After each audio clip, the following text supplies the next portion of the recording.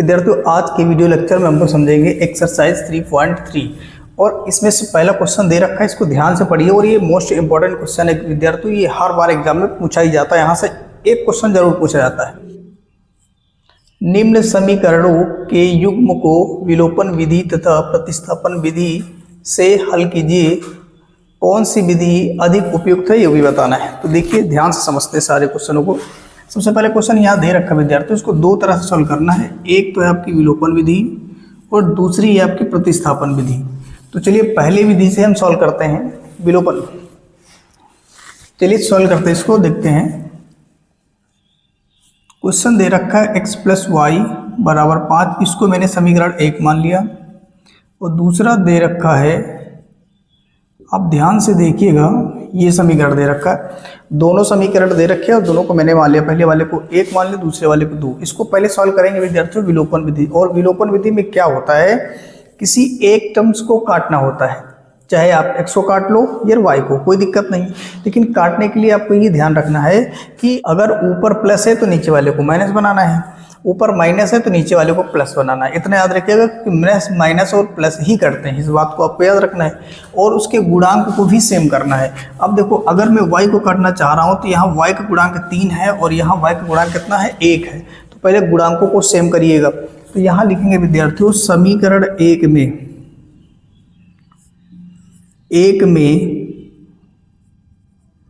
3 से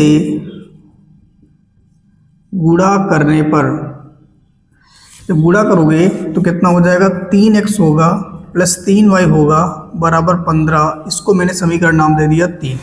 बात क्लियर है। अच्छा, एक सवाल और उठता है विद्यार्थियों को, इसको मैंने 3 से ही गुणा क्यों किया, क्योंकि हम इसको बराबर करना चाह रहे हैं। इसका गुणांक 3 है, अगर 3 आएगा तभी तो बराबर होगा, इसीलिए इसको मैंने 3 से गुणा किया। अगर यहाँ पे 4 होता तो मैं 4 से गुणा करता, इस बात को आप याद रखिएगा।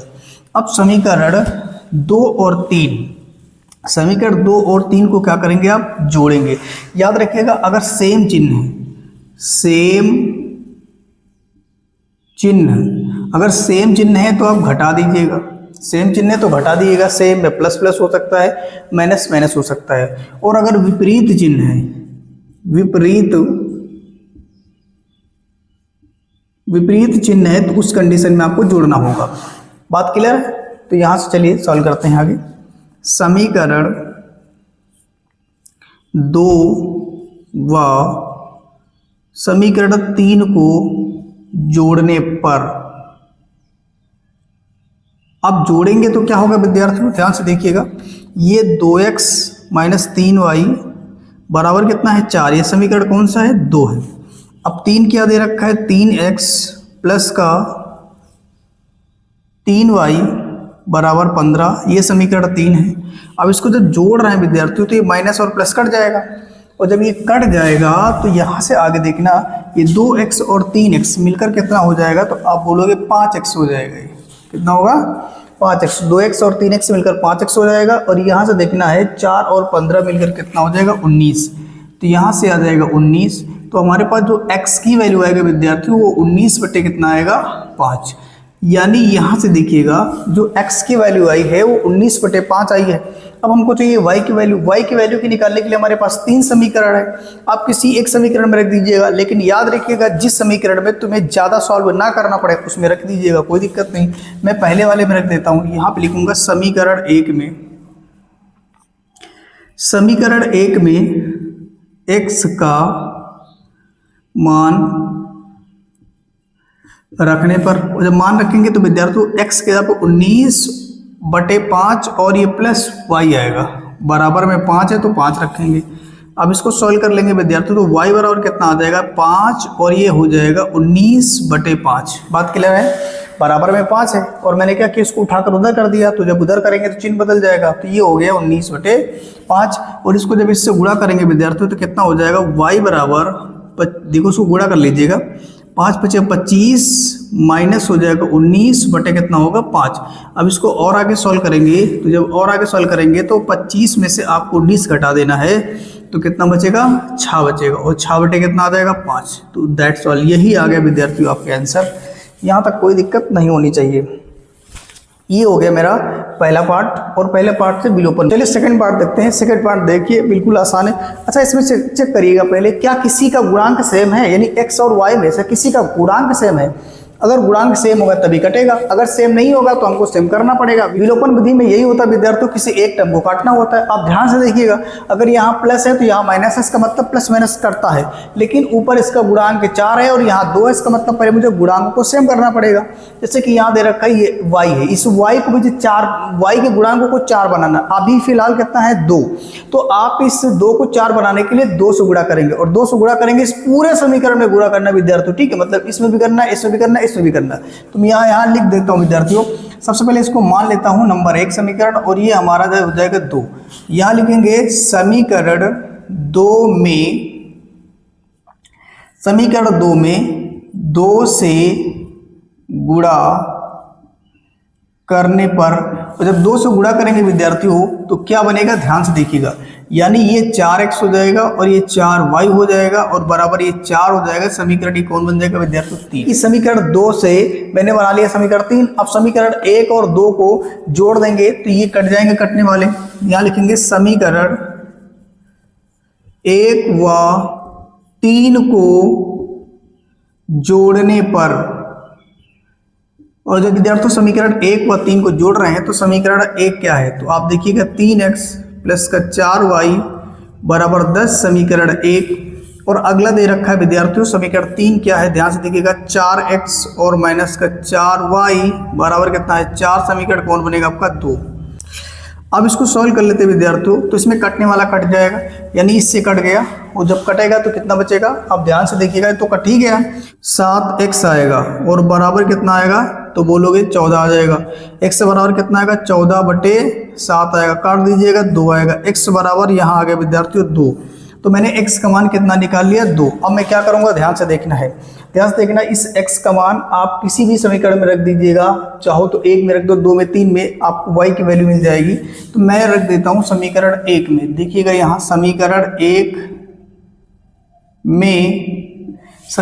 1 में x का मान रखने पर, और जो मान रखेंगे तो क्या होगा विद्यार्थियों, 3 गुणे x की जगह पे 2, और ये प्लस कितना हो जाएगा 4 × y और बराबर कितना आ जाएगा 10।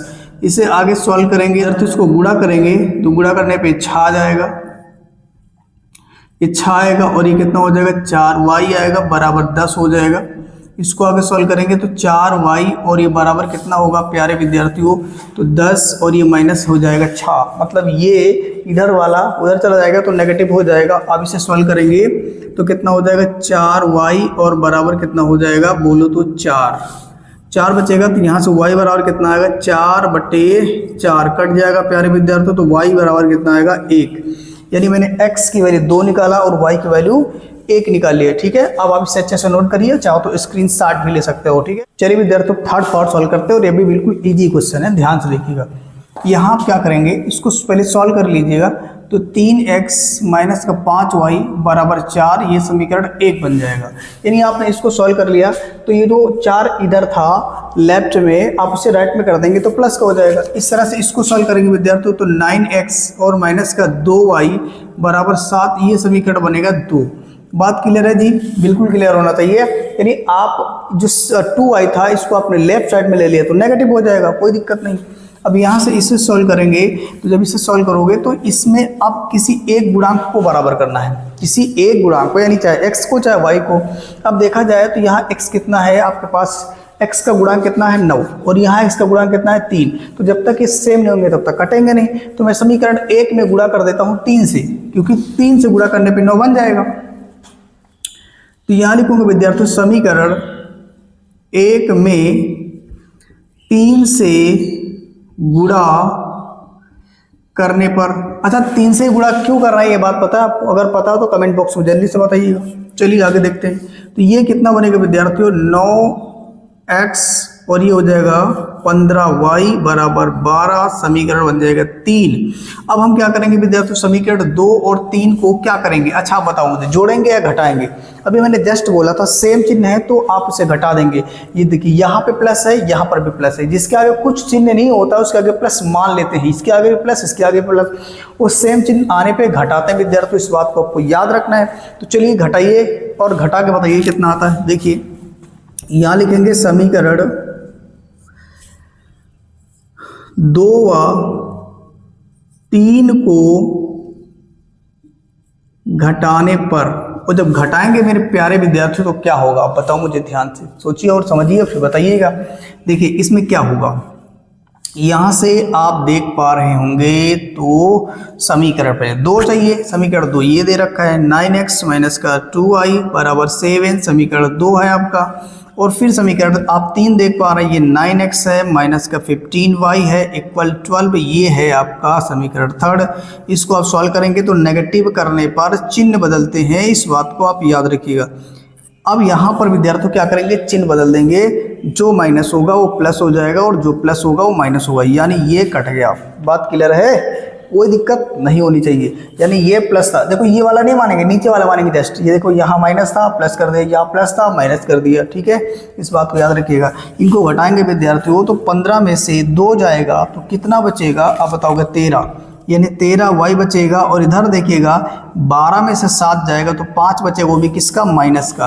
तो यहाँ से आप अगर देख पा रहे होंगे तो y बराबर कितना मिलेगा, माइनस का 5/13। ये आ गया मेरा पहला आंसर, कोई दिक्कत नहीं है, ठीक है। बूढ़े वाला भाग में जाता है, सिंपल सी बात, इसे आप भाग में कर दीजिएगा।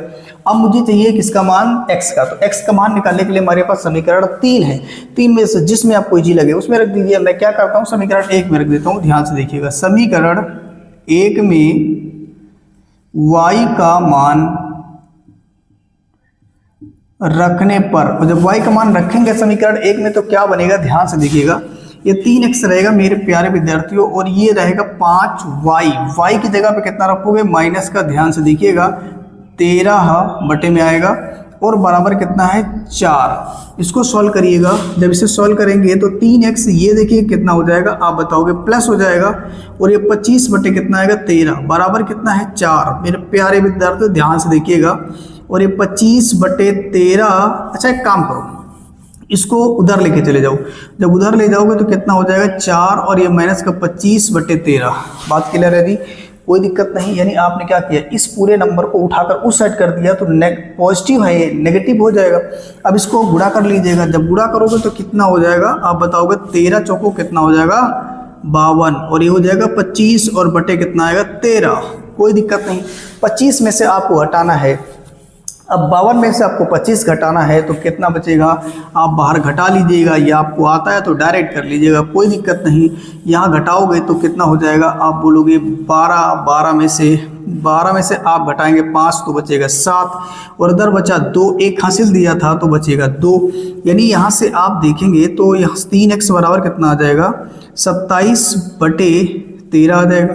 अब मैं क्या करूं, यहाँ से x की वैल्यू निकालूंगा तो यहाँ हो जाएगा 27/13, और गुणे में भी कितना आएगा, 3 आएगा। बात क्लियर है, कोई दिक्कत नहीं। यानी आपने जो गुणे वाले नंबर को क्या कर दिया, भाग में भेज दिया, ठीक। अब इसको काट लीजिएगा तो ये कितना हो जाएगा, 9, और यहाँ से x बराबर आएगा 9/13, यानी x की वैल्यू आपने निकाल ली 9/13। कोई दिक्कत नहीं। अब आप इसे अच्छे से नोट करिए, आप चाहें तो स्क्रीनशॉट ले सकते हैं, कोई दिक्कत नहीं है। चलिए लास्ट पार्ट बचा हुआ, इसको भी बिल्कुल आसान तरीके से सॉल्व कर लेते हैं। ध्यान से देखिएगा, अगर क्वेश्चन में फ्रैक्शन आ जाए, जैसे कि फ्रैक्शन बुक में आ जाए, तो जब फ्रैक्शन में आ जाए विद्यार्थी तो सबसे पहले क्या किया करो, इस फ्रैक्शन को हटाने की कोशिश किया करो। कैसे हटाएंगे वो आप ध्यान से देखिएगा, मैं समझाता हूँ। अगर मैं इस वाले समीकरण की बात करता हूँ तो इसमें से आप इसका क्रॉस गुणा कर दीजिएगा। जब आप क्रॉस गुणा करोगे तो कितना हो जाएगा, 3 × x कितना हो जाएगा, तो बोलो 3x हो जाएगा, यानी इसका गुणा कर दीजिएगा। फिर आप इसका गुणा कर दीजिएगा तो कितना हो जाएगा, 2 × 2 यानी 2 दूनी 4, और ये y हो जाएगा। और इन दोनों को जब गुणा कराओगे प्यारे विद्यार्थियों तो कितना हो जाएगा, 6 बराबर -1। बोलो बात क्लियर है, कोई दिक्कत नहीं होनी चाहिए। एक बार फिर समझिएगा प्यार से, जानते कि इसका अगर x का गुणा 3 से कराओगे या 3 का गुणा x कराओगे, बात वही है, 3x आ जाएगा। प्लस है तो प्लस लगाओ, माइनस है तो माइनस लगाइएगा। 2 दूनी कितना हो जाएगा, 4 हो जाएगा। मैंने 4 लिखा और नीचे वाले को गुणा कर दीजिए, 3 दूनी 6, तो मैंने 6 लिख लिया, बराबर में कितना है -1 लिख लिया। अब इसको आगे सॉल्व करते हैं प्यारे विद्यार्थियों। तो 3x हो जाएगा प्लस का 4y होगा और ये भाग वाला गुणे में जाएगा तो माइनस का 6 आएगा। समीकरण बन गया 1। अब इसको भी सॉल्व कर लो, इसके नीचे 1 मान लो। जहाँ जिस भी नंबर का हर कुछ नहीं होता वहाँ 1 मान सकते हैं आप, इस बात को याद रखिएगा। अब यहाँ पे इसको गुणा करेंगे विद्यार्थी और इसको इससे गुणा करेंगे। इसका जब इससे गुणा करोगे तो कितना हो जाएगा, आप बोलोगे ये हो जाएगा 3x हो जाएगा। फिर जब आप इससे इसका गुणा करोगे तो कोई बदलाव नहीं होगा, यानी डायरेक्ट कितना मिल जाएगा y। और फिर इन दोनों को गुणा कर दोगे तो कितना आ जाएगा प्यारे विद्यार्थियों, 3 और बराबर आएगा 3। इसको थोड़ा सा और आगे सॉल्व कर सकते हैं। तो ये 3x होगा -y और बराबर ये कितना हो जाएगा, उधर जाएगा तो 9 हो जाएगा। समीकरण कौन बन जाएगा, 2। अब अगर आप ध्यान से देखिए समीकरण 1 और 2 को, तो यहाँ पर भी 3x है, यहाँ पर भी 3x है, लेकिन यहाँ पे चिन्ह जो है वो सेम है। अगर चिन्ह सेम होंगे तो सेम होने कंडीशन में मैं क्या करता हूँ बता सकते हैं आप, कमेंट बॉक्स में लिख के बताइए मैंने क्या बताया था। देखते याद है कि नहीं याद है, चलिए बताइए। तो यहाँ पे विद्यार्थियों मैं घटाऊंगा, क्या करूँगा, घटाऊंगा, ठीक है, घटा दूंगा। तो यहाँ लिखूंगा समीकरण 1 व 2 को घटाने पर, जब घटाएंगे मेरे प्यारे विद्यार्थियों तो समीकरण 1 लिख लो पहले। चलो मैं इधर लिख लेता हूं, कोई दिक्कत नहीं, इधर लिख लेता हूं। तो ये हो जाएगा 3x और प्लस कितना हो जाएगा 4y बराबर होगा -6। समीकरण आपका 1 है। और दूसरे समीकरण की बात करें तो ये दे रखा है 3x है विद्यार्थियों, -y है और बराबर कितना है 9। समीकरण 2 है। इसको जब सॉल्व कर रहे हैं विद्यार्थी तो मैं घटाता हूं तो घटाने में चिन्ह बदलता है, इस बात को आपको याद होनी चाहिए या जानकारी होनी चाहिए। ये इससे कट जाएगा प्यारे विद्यार्थियों। ये जब घटेगा ना, जब घटेगा नहीं, ये जुड़ जाएगा, क्योंकि ये माइनस था प्लस हो गया और ऊपर कितना है 4 और 4 और 1 मिलकर कितना हो जाएगा 5y और बराबर ये कितना हो जाएगा। तो आप बोलोगे तो माइनस माइनस मिलकर प्लस होता है, और जब प्लस होता है तो यानी कि 9 6 15 हो जाएगा, वो भी किसका, माइनस का। देखो माइनस माइनस प्लस तो होता है, लेकिन चिन्ह जो संख्या बड़ी होती है उसका लगाता है। तो देखिए यहाँ पे बड़ा कौन है, माइनस का 9, तो माइनस वाला लगा दिया चिन्ह, यानी 9 बड़ा तो 9 का चिन्ह माइनस है तो माइनस लगा दिया।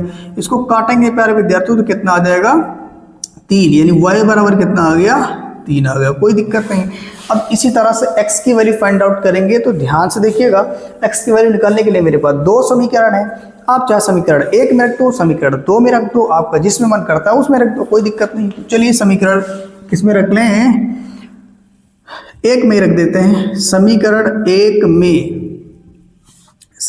1 में y बराबर -3 रखने पर, जब -3 रखेंगे मेरे प्यारे विद्यार्थियों तो क्या होगा, ध्यान से देखिएगा। ये 3x तो रहेगा ही रहेगा, और यहाँ अगर देखा जाए तो ये 4 इंटू कितना हो जाएगा -3 और बराबर कितना रहेगा -6। इसको और सॉल्व करोगे तो 3x और ये कितना होगा -12 और बराबर कितना हो जाएगा -6। अब यहाँ से अगर इसको और सॉल्व करोगे तो 3x बराबर होगा -6 और प्लस का 12। बात क्लियर है जी। देखो इसको गुणा करो, 3 चौको 12 हो जाएगा, और ये माइनस इंटू प्लस मिलकर कितना हो जाएगा, माइनस हो जाएगा। ये माइनस वाला उधर जाएगा तो प्लस का हो जाएगा, कोई दिक्कत नहीं। अब इसको घटा लीजिएगा।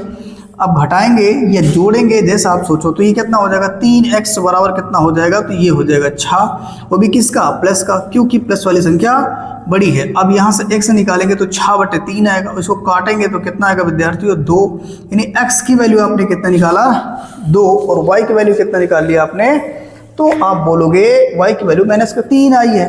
दैट्स ऑल, ये आ गया मेरा क्वेश्चन सॉल्व हो गया। पहले के मैंने सारे पार्ट सॉल्व कर लिए विद्यार्थियों। अगर ये समझ में आए विद्यार्थियों तो आप वीडियो को लाइक करिए, चैनल को सब्सक्राइब करिए, अपने दोस्तों का शेयर करिए, ठीक है, ताकि इसके बाद में कोई भी क्वेश्चन का सॉल्यूशन, कोई भी वीडियो लेक्चर अपने चैनल पर डालूं, नोटिफिकेशन सबसे पहले आपको मिले, ठीक है। धन्यवाद।